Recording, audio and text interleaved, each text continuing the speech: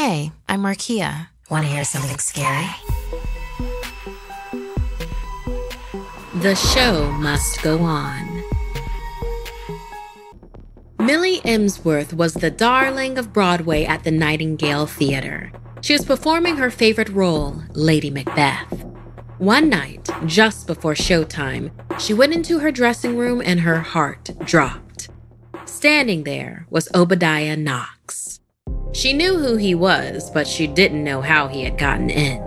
He was a tabloid journalist, and she'd been denying him an interview for ages. She decided to appease him so he would finally leave her alone.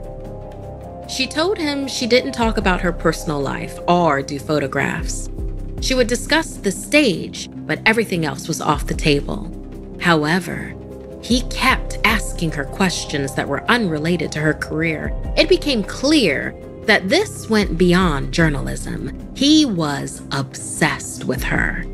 Thankfully, Millie's manager Rex came to her dressing room, intervened, and called security. After the performance, Millie was waiting outside for her closest friend and biggest fan, Giselle, to pick her up. That's when Knox appeared again. She texted Giselle to hurry up.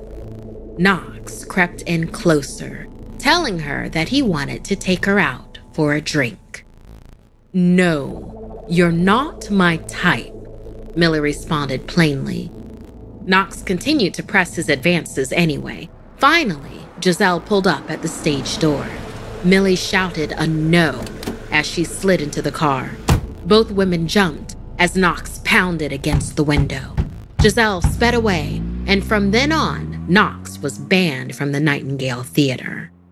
For a while, he still tried to worm his way past security every show, but to no avail. One night, Millie arrived early to prep in her dressing room, only to find an envelope taped to the door. He had gotten in somehow. She called Rex. She didn't want to call the police, that would just mean press, and she was adamant that any coverage be only about her talent. Just then, she received a text from Giselle. "Come to my place. Now. No cops." Millie had a bad feeling.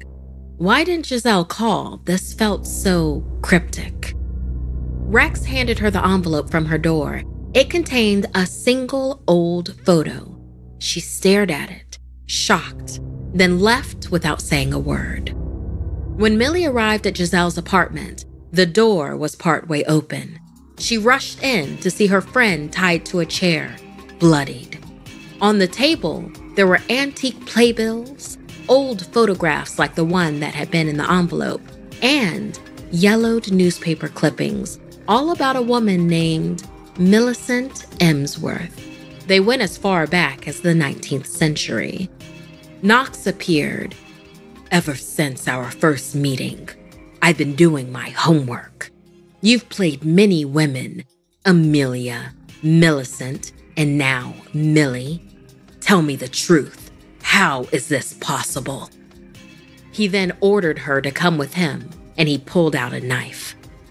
Laughing, she asked, "Or what? You're going to kill me?" It caught him off guard how strangely calm she was. Still behaving as though he was beneath her, he thought to himself. So he moved toward Giselle. He would kill her instead. Before he could even react, his hand was crushed in a vice-like grip. His knife dropped. Somehow, Millie had closed the distance between them with supernatural speed. She now stood over him as he fell to his knees, racked with pain from his hand and arm. She opened her mouth, revealing a maw full of fangs. She hissed, "For all your research, you still don't believe what I am?" Knox whimpered and begged for his life, but he had sealed his fate when he threatened her friend. Millie wouldn't enjoy killing him, though. "I prefer only the finest vintages. Like I said, you're not my type." She sank her fangs into his neck.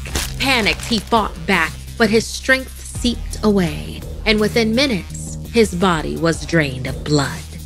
Millie then untied Giselle, using a cloth to stop her bleeding. She couldn't afford to lose her biggest fan and most willing blood donor.